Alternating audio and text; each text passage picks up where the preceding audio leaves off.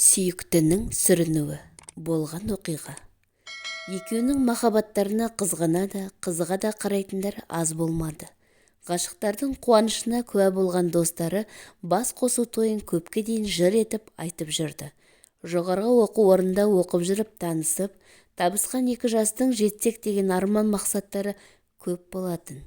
Айдана 2003 жылы заң институтын қызыл дипломмен бітіріп, көп ұзамай аудандық ішкі істер бөлімінде сарапшы маман ретінде жұмысқа қабылданды. Ал Нурик бұл уақытта өзінің мамандығы бойынша ішкі істер органында жедел уәкіл болып қызмет етіп жүрген. Көз тиді ме, сөз өтті ме, кім білсін, олардың отбасылық бақытты күндерінің қуанышын әлде бір қырсық қиып түсті. Үйлену оңай, үй болу қиын дегендейін араларына бір сайтан кіріп алғандай сөздері жараспай, орталарына әлде бір тылсым сыр орнығып алды. 2004 жылдың маусымынан бастап Айдана көз жасын көл ете жүріп, Тару атты балгерлікпен айналысатын көріп келсімаққа жиі баратынды шығарды. Қу құлқыны 3 күн арамдық пен ариялыққа енбей баратын кемпір Айдананың басын шырмап алды. Күйеуің нашар адам, өлтір деп қайта-қайта ескерте беруі келіншектің жанына маза бермеді. Әйтсе де, кемпірдің бұлайша азғыруына не себеп болғаны түсініксіз. Кемпірге күніне 2-3 рет бармаса, бас ауратындай күйге түсті. Маңайына қара күштің толқындарын топтастырған кейуананың іздегені де осы еді.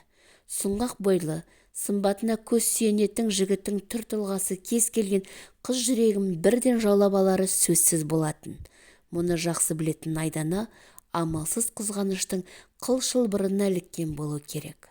Ал Нуриктің алаңсыз күн өтіп, түн қайтуы сақшы өмірінде үйреншікті құбылыс деп қабылданатын. 22 жастағы шаңырақ иелерінің төріне озған азғынды күн өткен сайын бір қанқұйлы сұмдықты жақындата түсті. Айдана күнделікті жұмысына барып, құқық қорғаушылардың ауыр жұмысына қаныққан сайын қамыға түсті.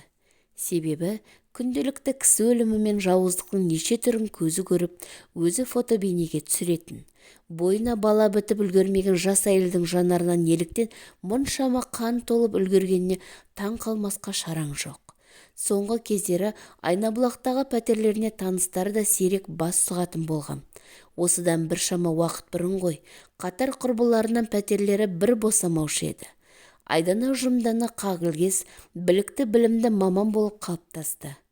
Қызметтестерінің айтуынша, ол көпшіл әрі мейірімді болып көрінетін еді. Ал сайтанның азғыруына тап келген жанды тек қасиетті Құранның құдіретімен ғана құтқаруға болады дейді діндарлар. Мүмкін солай да шығар, бірақ бір отбасының шырқын кетіріп, олардың қанға бөгуіне мүмкіндік жасаған жанға қанды жазалайық. Бұндай жауыздыққа мұрындық болған кемпірдің кесірінен басқа қаншама адамдар жапа шеккені белгісіз. Сол бір қарғыс атқан күні де Айдана жұмыстан соң жолайша кемпірдің үйіне соққан. Бүгіннен қалмай істі тындыр. Өзіңнің қолың бармаса, біреуді жалда. Олай етпесең, өзің құрисың сорлау. Деген соң, неге болса да бел шешкен келіншектің көпке дейін алабұртып мазасы болмады. Ол Нурикті әдеттегідей ұзақ күтті. Түн жарымда келіп, ас суын ішпестен төсекке құлай кеткен, оның сәлден соң қатты қорылы естіле бастады. Күйеуінің әр қимылын қапысыз баққан Айдана орнынан жайлап тұрып, дайындап қойған қайшыны қалай қолын алып үлгергенін өзі де байқамай қалды. Басына сан түрлі сұмдық ойдың жетегімен басқан әр адымы Нуриктің жас ғұмырын қысқарта түскендей. Ауыр жұмыстан қажып шаршап жатқан жігітті ғайыптан бір күш келіп оятып жібергенде тірі қалуы да ғажайып емес еді.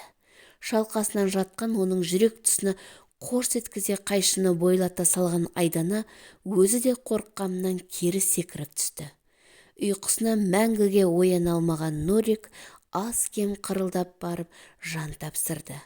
Есін жия салысымен Айдана дереу балгер кемпірге қоңырау соқты. Енді не істеймін, ақыл қосыңызшы, деген оның жалынышты даусына кемпір түнделетіп келетіннің ешқайда шықпауын сұрады. Уәделі уақытта ол да жетті. Екеулеп жүріп мәйітті кілемге ораған олар Айнабұлақтың адам сирек жүретін қараңғы көше қиылысына апарып тастайды.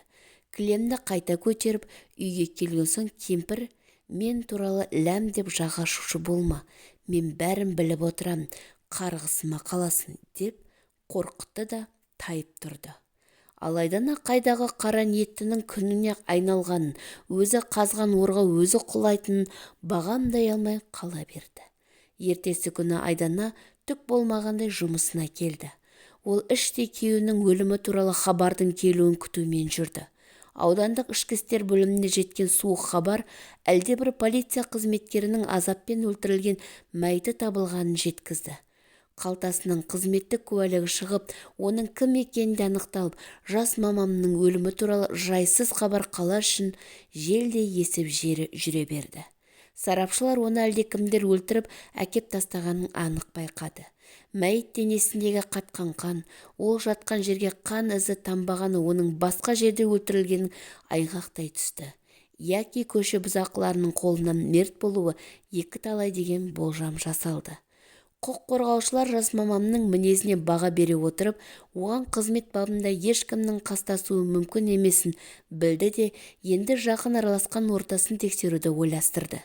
Бір емес, бірнеше рет сұрауға алынған Айдана қайғыдан қара жамылып, өтірік жылап, жауап беруден бас тартып жүрді. Қызметтестерінің ішінен Айданаға қаралы хабарды естірткенде жақынынан айырылған жандай қатты күйзелмегенін аңғарып қалғандар да болыпты. Алғашында мән бермеген олар кейінірек тергеу кезінде ол сәтті еске алуға мәжбүр болды. Тергеуші Айдананы іздеп үйіне неше мәрте келіп жүріп, күдік тудырарлық бөтен зат немесе бөгде жанды байқай қоймады. Келесі бір келісінде Нурик пен Айдананың өз пәтерлерінде түскен фотоға еріксіз көз тоқтатты. Өмірдің бар асуын бірге ассақ деген екі жас жанары күлімдеп, өздерін бақытты сезініп тұр. Құшақтаса түскен екі жұптың ар жағынан түрлі түсті қалың кілем көзге ұрады. Осы сәтті тергеушінің көзі сырғанап барып, төргі бөлмедегі қабырғаға түскенде суреттегі кілем орында жоқ болып шықты. Мұндағы кілем қайда кеткен? Деген сауалға Айдана немқұрайлы ескіріп қалған деп шолақ жауап берді. Тергеуші Жомартов әйелді сынаққа алмақшы болғандай әлгі суретті Айдананың қолына ұстатты. Айдана сыр бермеген соң, оның артына ізкесушілерді салуға тура келді. Тыңшылар көп ұзамай Айдананы анасы мен барахолкаға жолға шыққанын жеткізді. 4 сағат бойы олардың артынан жүрген уәкілдер әр қимылдарын бейнетаспаға түсірумен болды. Базаршылар бірден кілем сататын қатарды аралай бастады. Бұл күдік тұманнан қоюлата түсті, және басқа емес, дәл пәтерден жоғалған кілемді сатып алғандары тағы да таңдандырмай қоймады.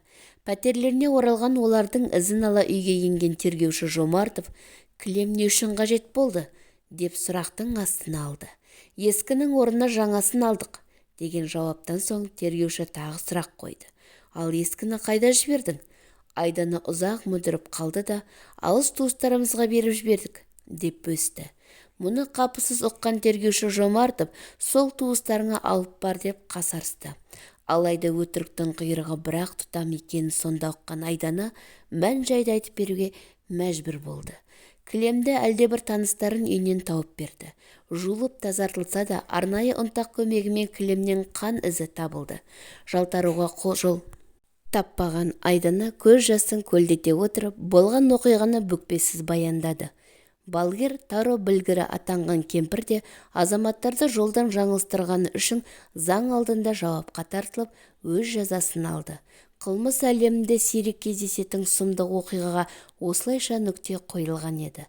10 жылдан астам мерзімге бас бостандығынан айырылу жазасына кесілген Айдананың ауыр тағдыры өзгелерге ащы сабақ болса қанекей.